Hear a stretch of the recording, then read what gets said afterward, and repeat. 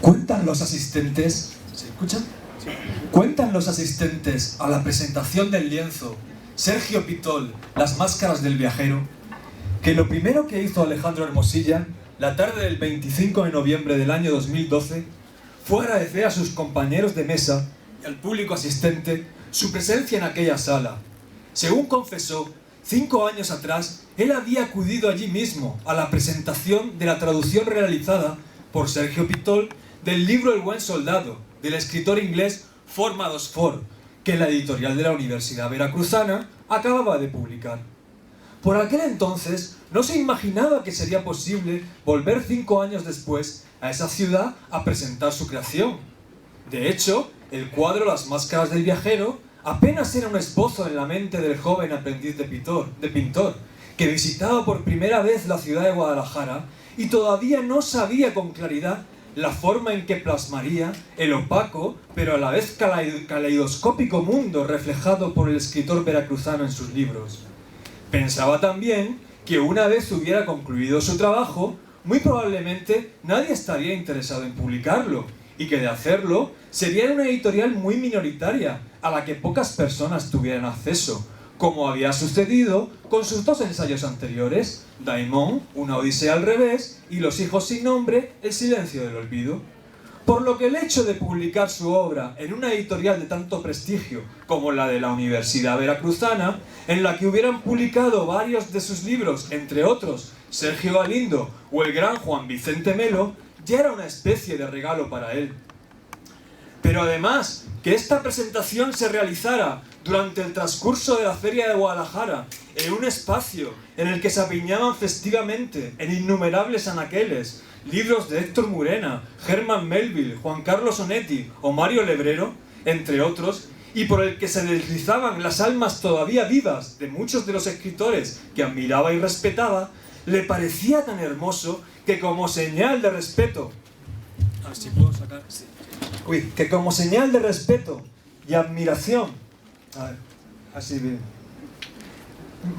Que como señal de respeto y admiración a la feria y a la editorial que publicaba su lienzo y a las deidades que habían permitido todos estos acontecimientos, el comediante del Solar decidió seguir hablando de pie, porque por si no fuera poco, con lo referido anteriormente, comunicó a los allí presentes que a su vez aquella tarde se cerraba un círculo en su vida que había comenzado a desplegarse en el año del 2007, cuando decidió que su futuro estaría en México y rezaba entre plegarias por poder dirigirse a este país y hacerse uno con él y sus dioses, que parecían reclamar su alma desde hacía siglos.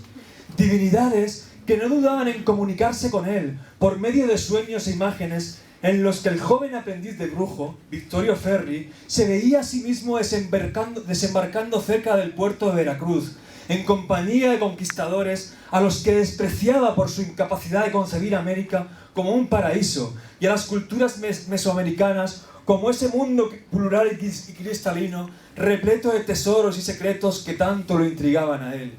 En aquellos sueños, confesó el escritor Casimir Brandis, desataba a los indígenas, ayudándoles a huir, hasta que finalmente era asesinado por un furioso, aguerrido capitán español, Dante C. de la Estrella, que lo llamaba traidor, puerco, falso y vendido, y le disparaba 3 veces, 2 en la cabeza y 1 en el vientre, con un arcabuz, una y otra vez, hundo despacio, una y otra vez, hundo despacio, una y otra vez. Muy probablemente, aquel hombre ruin había sido advertido de sus actividades fraudulentas porque uno de los soldados, el Tuerto,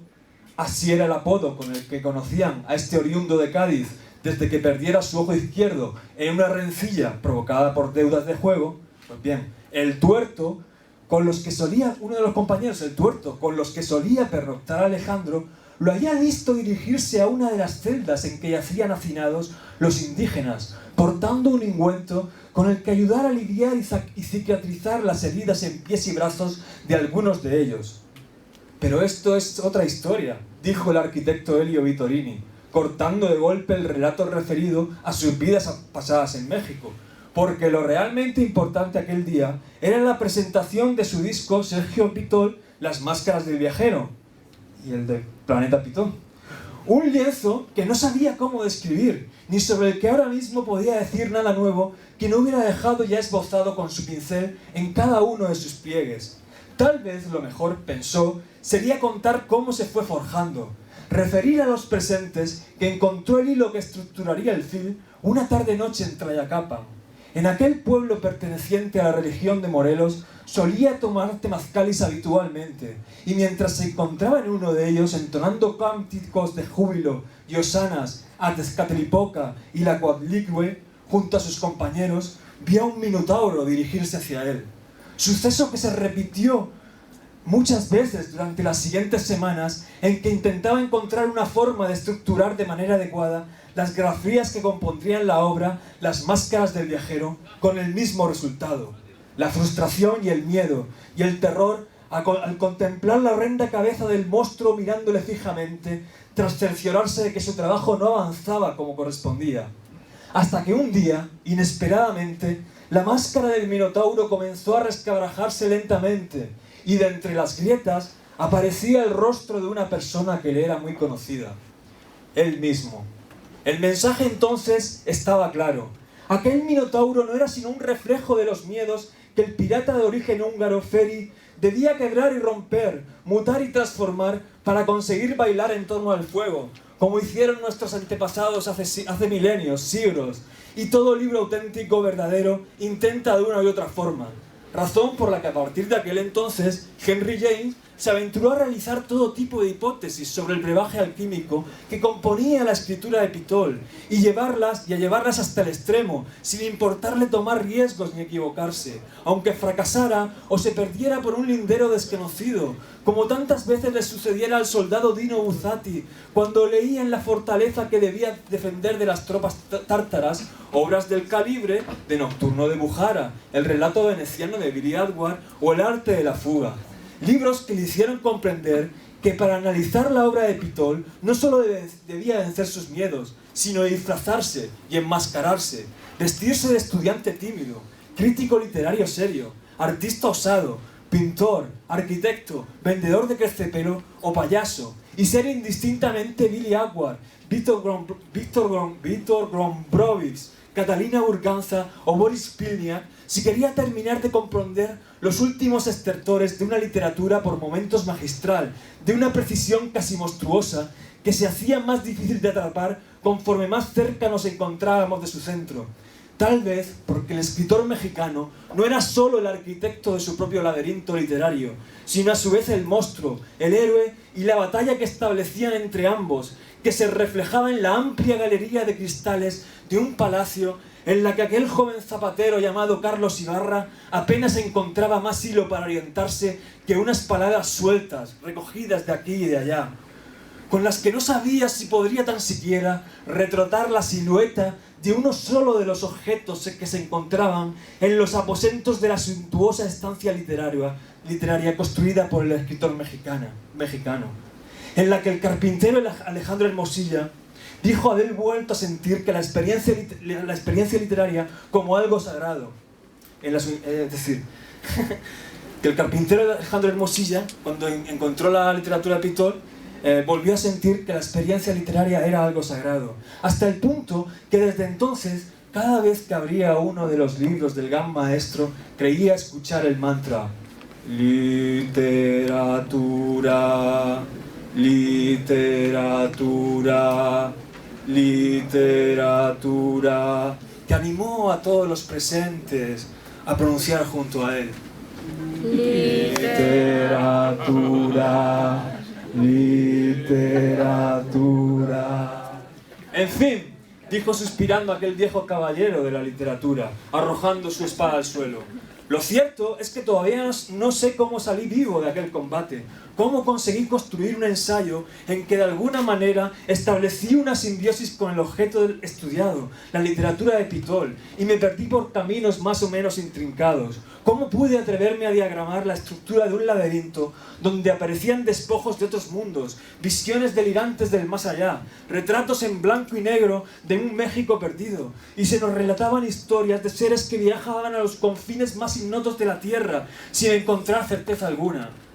Hasta tal punto no logro concebirlo que no puedo evitar pensar que tal vez, después de todo, confesó ahora el vidente conocido con el nombre de Nicolás Lobato, mirando a los presentes: esto no está sucediendo, no es real. Yo no soy un maestro de música, sino un pintor. Mi monólogo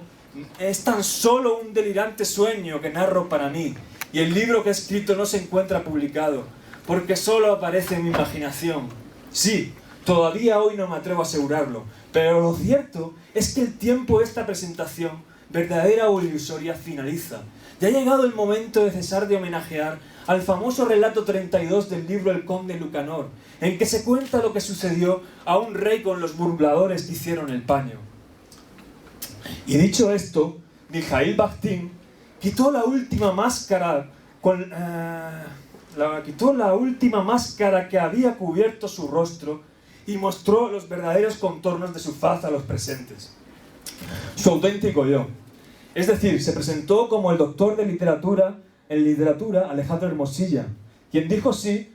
sentirse en verdad, por la presentación de su libro, muy feliz, pero también triste, porque se preguntaba si en verdad se valoraba su trabajo, si en verdad de no haber dedicado el libro a Pitol, de haberlo realizado sobre otra temática, se hubiera publicado y presentado allí. Preguntas tontas, ya sé, le dijo Don Quijote a Sancho, al observar su mirada inquisitiva, pero también necesarias y pertinentes, porque Hermosilla había escrito hasta entonces 12 o 13 libros, de los que algunos, El escritor imposible, El arte del ruido, El jardinero o La bosteriada, pensaba que con un buen trabajo de corrección eran lo suficientemente valiosos como para ser publicados, asunto que solo estaría seguro que se haría con el libro que vería la luz durante el año del 2013, La risa oscura, porque contaría, como en este caso con Pitol, con la ayuda detrás de un potente, energético escritor, Mario Bellatín, a quien iba dedicado el libro. Lo cierto es que debido a una serie de problemas familiares, Alejandro Hermosilla reconoció que no se había podido centrar en sus libros hasta entonces de forma absoluta, tal y como hubiera deseado. Pero estas dificultades ya estaban superadas. Razón por lo que confiaba que aquella presentación realizada el día 25 de noviembre no fuera más que la puerta de entrada, el preámbulo, a otras muchas que vendrían después. Bueno, algo así, me he saltado. Pero esto no era todo, porque lo que más preocupaba y entristecía a Alejandro Hermosilla era un hecho como el siguiente: el encontrarse ahora mismo sin trabajo en ninguna universidad. Y como necesitaba alimentarse, y como explicó a los presentes, sin cobrar un sueldo decente, nunca podría soñar ni tan siquiera iniciar la investigación que llevaba en mente, un libro sobre la ciencia ficción, y peligraba además la finalización de libros como De Rerum Nature o La discoteca imaginaria que escribía en esos momentos, decidió terminar su discurso con estas palabras. Miren, esto es cierto, ¿eh? Señores, estoy comenzando a introducirme, yo lo veo así, ¿eh? Yo pienso que en la edad de oro de todo escritor y trabajador, o sea, amo profundamente a México, o sea, y me gustaría quedarme a vivir por muchos años aquí, trabajar en una de sus universidades, y pienso que puedo dar clases de calidad, traducir, realizar prólogos, o sea, al tiempo que estar realizando libros y desarrollarme espiritualmente, ¿no? Porque también para mí México es un camino espiritual, no solo literario, ¿no? Por lo que les ruego, ¿no? Señor Agustín del Moral, señor Pitol, o cualquier persona que tenga aquí alguna influencia con alguna universidad, por favor que me consigan ya alguna cita con algún rector o con algo que entre ya, ¿no? Y que me entrene en la vida universitaria, ¿no? O sea, es decir, porque yo amo México, o sea, y quiero quedarme aquí, en América, ¿no? Pues desde la primera vez que pisé el continente, en el año de 2002, en la República Dominicana, comprendí que sí, este continente era esa otra parte en la cual el poeta francés Rimbaud decía que se encontraba la verdadera vida. Y bueno, y dicho esto, el conde Alejandro Hermosilla, envolviéndose en su capa y después de enjugar la sangre de sus dientes, se despidió de todos los presentes, dedicando este libro a la futura compañera de su vida, que intuía ya estaba al fin por aparecer, y que sabría no podría haber conocido sin que el lienzo, las máscaras del viajero, se abriera y desplegara todos sus secretos y mundos maravillosos al público en general.